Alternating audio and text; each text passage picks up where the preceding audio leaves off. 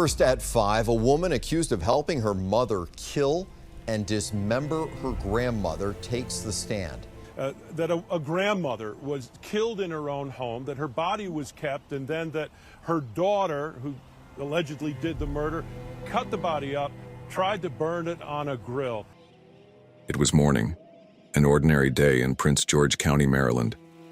But inside one home, something horrifying had happened. Margaret Craig, a 71-year-old mother, was murdered. Her body was cut into pieces, cooked on the grill, and hidden in the basement. And the person behind it, her daughter, Candace Craig, who was the last one anyone would suspect. It wasn't just a murder. It tore an entire family apart. Did anger destroy a mother-daughter relationship? Or were darker secrets buried in the shadows? In Chapter 2 of the Grim Chapters, we will uncover the truth that has remained hidden from the world.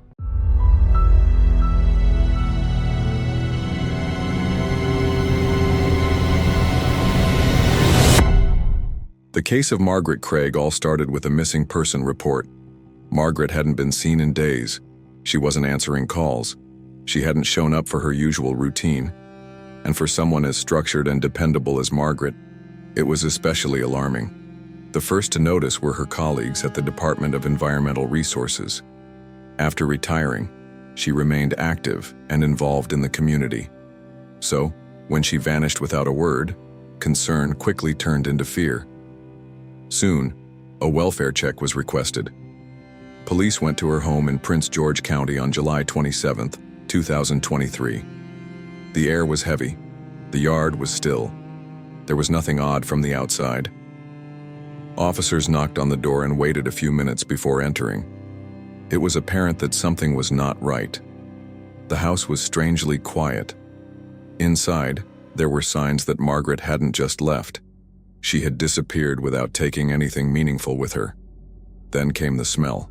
Faint at first, but with every step toward the basement, it grew stronger, heavier, and undeniable. And that's when the unimaginable was found. In the basement, hidden in trash bags beneath layers of cleaning products and towels, were human remains dismembered, wrapped, and stuffed in plastic.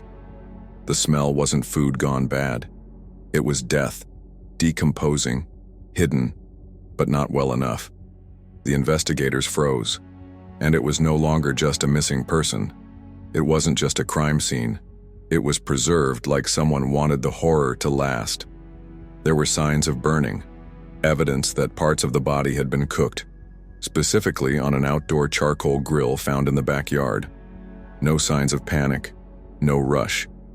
Every move was methodical. The body was being disposed of one piece at a time. As officers began moving through other parts of the house, Margaret's daughter Candace appeared, calm and composed. When asked about her mother, she told officers that her mother had gone out of town. But the truth was buried in the basement, and the horror was only just beginning. And in one corner of the house, another secret was hidden. A young woman, watching everything silently, Margaret's granddaughter, Salia Hardy. The officers who entered the basement of Margaret Craig's home in Maryland had a gruesome surprise waiting. But that's what they discovered. Human remains in trash bags, bloody floors, and a stench that would follow them for days. The basement wasn't just a crime scene, it was a horror show. But the deeper they dug, the more disturbing it got. They finally got a chilling clue in the backyard. A charcoal grill with ashes still warm. Inside it was partially burned human flesh. Candace didn't just cover up the crime. She attempted to obliterate evidence in the ghastliest of fashions. What was most disturbing was that Candace did not act alone. Her 19-year-old daughter, Salia Hardy, was also present, and investigators say she played a shocking role. Salia helped Candace pick up the dismembered remains, double-bagged them in plastic, and even carried them out to the backyard grill.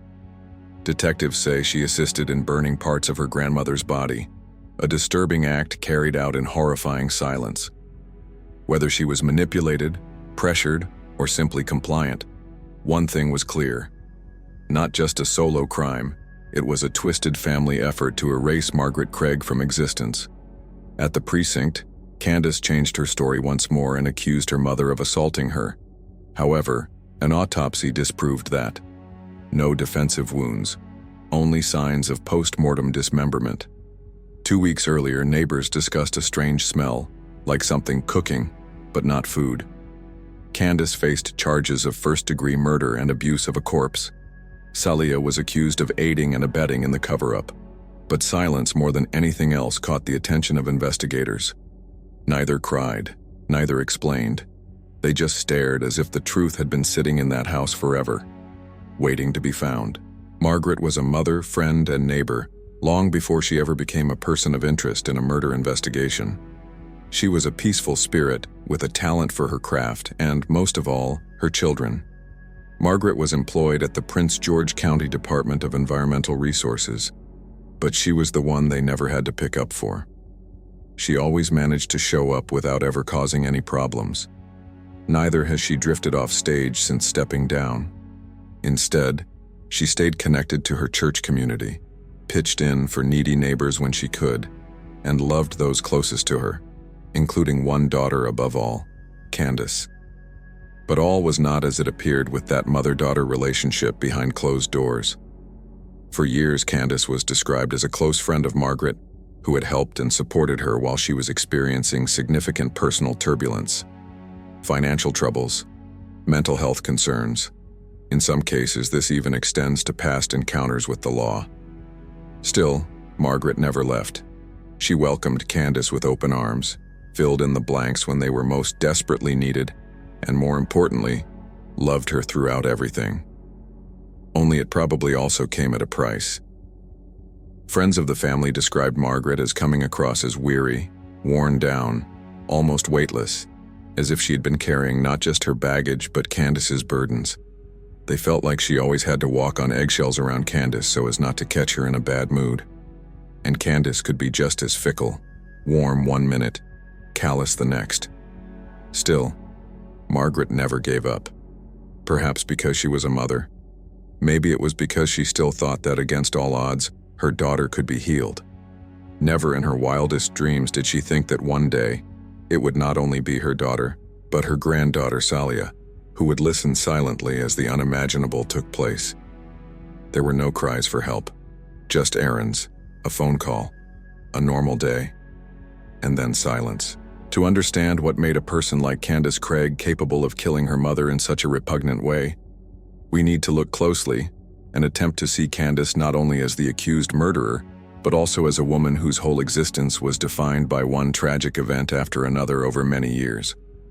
Candace was not a stranger to law enforcement. According to court records, she had a criminal history, including charges related to fraud and theft. Whispers followed her of failed relationships, shady financial schemes, and twisted manipulation of the ones who trusted her most. But no matter how many red flags it put up, she always managed to fly under the radar. Neighbors would say she seemed odd, a bit of an avoider who never made eye contact and was largely uninterested in talking. Not everybody thought she was a threat, just distant. The scene inside the home she had shared with her mother was another matter. Some people believe Candace had mental health issues, but doctors have confirmed nothing. Margaret may have also struggled with things like paranoia, sudden anger, and emotional numbness without anyone realizing it. Family and friends later told investigators that Margaret once said she felt like nothing she did was ever good enough for Candace. Living with her was like walking through a minefield. One wrong word, one small mistake, and everything could explode. Margaret gave her money and love and even forced her into therapy whenever she thought it might help. But Candace resisted help. She wanted control, not guidance. And Salia, raised in the shadow of her mother, never voiced her own mental and emotional struggles. She quietly stayed in her place as darkness grew inside the home. Later, investigators would find journal entries and Google searches on Candace's devices about how a freshly killed human body decomposes, how to destroy flesh from bones, and how to remove organs from a body. These weren't random clicks. There were plans. The fact of the matter is, Candace had been falling apart for a while. It wasn't a sudden snap, just a long time coming, a slow-burning fuse. Candace's mind had become a prison of resentment and delusion, and Margaret was her only jailer. Or so she thought. By the time anyone realized how dark things had become, it was already too late. And what Candace did next shocked even the most experienced investigator. Candace looked calm when the police first arrested her. No tears, no confusion. Not warm, calm, but cold. But the walls were closing in. Candace didn't realize every word she spoke was digging her deeper. Despite everything, she kept repeating the same story. But under pressure, the cracks began to show. Investigators started putting the pieces together, and what they uncovered was far darker than she claimed. Forensic evidence told a darker story. Margaret never fought back. No wounds, no struggle. Her body was dismembered after death, then burned with chilling precision. Candace eventually admitted to trying to dispose of the body. In panic, she thought burning it would make it all go away. A desperate attempt to hide the crime, not defend herself. What disturbed the detectives most? She never showed an ounce of guilt. Never asked what would happen next. She spoke about it like she was describing a normal routine, calm, detached, cold. In the end, it wasn't just murder. She had dismembered her mother, grilled the remains like it was just another task to finish. Cold, calculated, and inhuman. The question now is what would bring a daughter to kill her mother? Prosecutors say the motive was money, specifically fraud. Margaret reportedly learned weeks before the murder that Candace was using her credit cards without her permission. According to investigators, Margaret had nearly reached her limit. She had discovered the fraud and was ready to call the police. She went so far as to say that she was going to report her daughter to the police. That was the breaking point for her. Investigators suspect Candace murdered her mother to silence her and to shield herself from a possible prison sentence. But that was just the surface, a small part of a deeper storm made of selfishness, anger, and severe mental instability. In Candace's eyes, her mother wasn't a parent. She was a problem. Someone is blocking her movements now. Margaret was no longer a mother in her thinking, a concept that had become a threat. In that one selfish yet survival moment, Candace chose a path that would ultimately destroy them both. It wasn't just about money, it was about power, and her attitude that she could never make a mistake. Candace Craig was arrested at the scene when the remains were discovered. She was charged with first-degree murder and unauthorized disposal of a human corpse. When Candace faced a judge for the first time, the courtroom went deadly silent. She showed no emotion, no tears, only that same cold, distant look of a person who had not adjusted to the fact, or maybe didn't care. Prosecutors described in detail how Margaret's body was cut into pieces, cooked, and hidden. They also explained how Candace tried to cover it up by using bleach and lying. The judge refused bail. At the same time, the community was shocked, scared, and shaken beyond belief, as were people who had lived next door to Margaret and Candace for decades. People heard strange noises and bad smells, but no one ever thought it was a murder. Margaret Craig was a kind and quiet woman. It was hard to believe that her daughter not only killed her, but also burned her body in the backyard. The news spread like wildfire through local media. Then, before too long, it became national news. Beneath the headlines, though, lay an uglier legacy. A family decimated by treachery and cruelty. No one saw it coming. Candace Craig is no longer awaiting trial. In November 2024, she was found guilty on all charges, and in February 2025, she was sentenced to life in prison without the possibility of parole. But behind her, in silent court appearances and unseen reports, stood Salia Hardy, the daughter who didn't stop it, the one who watched and said nothing. Of course, no sentence, no court decision can reverse what has been done. Margaret Craig is now gone, erased from the very person she spent her life protecting. And to all who knew, that is the final darkest insult of all.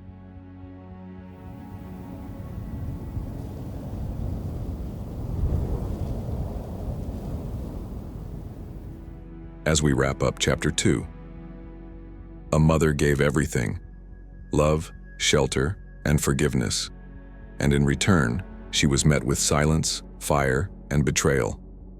Margaret Craig didn't die at the hands of a stranger. She died at the hands of her daughter, with her granddaughter watching, helping, and staying silent. The granddaughter, who remained silent during her mother's crime, helped in the destruction of the family legacy. Some crimes will shake an entire town. This one shattered the idea of what family is supposed to mean. And in that quiet basement, the horrifying truth still lingers. Sometimes the real monsters live right inside our homes. What are your thoughts about the tragic and heartbreaking story of Margaret Craig? Please share your thoughts in the comments below. We would love to hear your thoughts. If you are new to the channel and like this kind of content, please subscribe and turn on the notification bell for upcoming episodes. We greatly appreciate your support. Stay safe, and we will see you on the next episode.